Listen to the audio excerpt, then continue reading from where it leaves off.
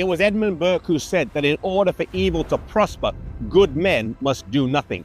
Argula von Grumbach was a woman who, when she saw an injustice, an overreach of authority, or a wrong taking place, she would speak up either verbally or through letters, regardless of the consequences to herself and her family. Such men and women are needed today, who are unfazed by pressure, reputation, and titles, but whose conscience is as true to duty as a needle to the pole.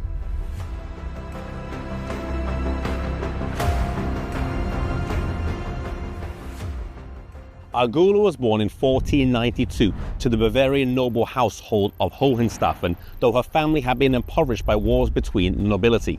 At the age of 10, she was sent to be a maid-in-waiting with the mother of the Duke of Bavaria, and as she left home, her father gave her a copy of the Coburger Bible, a rudimentary German translation. However, she did not read the Bible because she had been warned by the observant Franciscan monks that reading the Bible would lead you astray spiritually. Sadly, shortly after she arrived at the Bavarian ducal court, both her parents died within days of each other, most likely from the plague.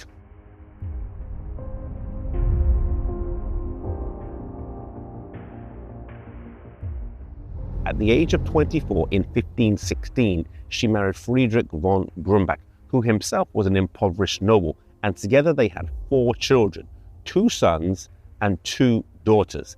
In the 1520s, she began to read every piece of Martin Luther's literature that she could get her hands on, and also began corresponding with him as well.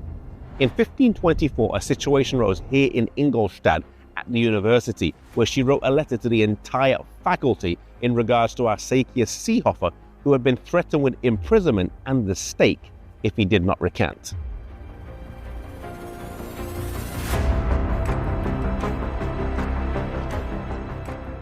She excoriated them for their behavior, insisting that Luther and Melanchthon had done nothing but preach the word of God. She pointed out that while the faculty had condemned their work, not one of their refuting arguments had come from the Bible itself. She also claimed that the papal authority was not correct and claimed the word of God as supreme.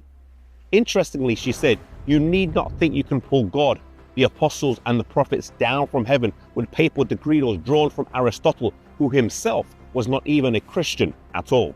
The result of her letter was that Seehofer was spared the stake and would go on to be a Protestant teacher and preacher.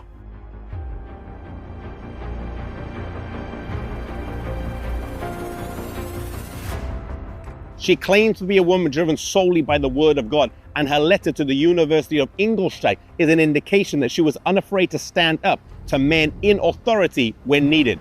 In 1523, she was invited here to Nuremberg for the Diet of the Empire, and she shared her thoughts freely on the Reformation with the Count of Palatinate.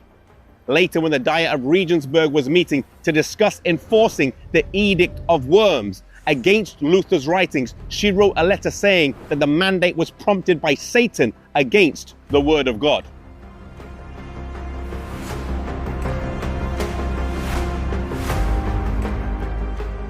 Her writing would inspire another woman, Ursula Weiden, to write a tract dealing with the issue of clerical marriage. Her family was against her, appalled at her audacity, with her outspoken views on behalf of the Reformation, said to have cost her husband his job, something he wasn't too pleased about. He would die in 1530 and she would get remarried, though her second husband would only live 18 months into the marriage. Not much is heard of her over the next 40 years, as she spent her time managing her estate and raising her children, though in 1563 she was once more in the public eye, circulating books contrary to Catholicism.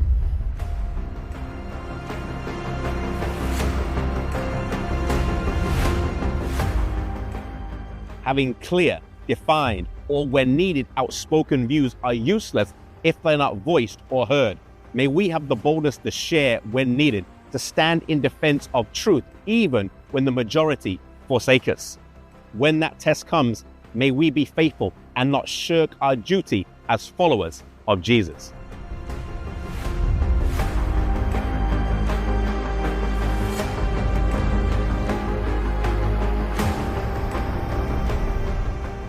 Lineage is a crowd-funded non-profit studio. We make videos, we write articles and books, and we've got a podcast. And it's all to share the stories of biblical and Christian role models in history.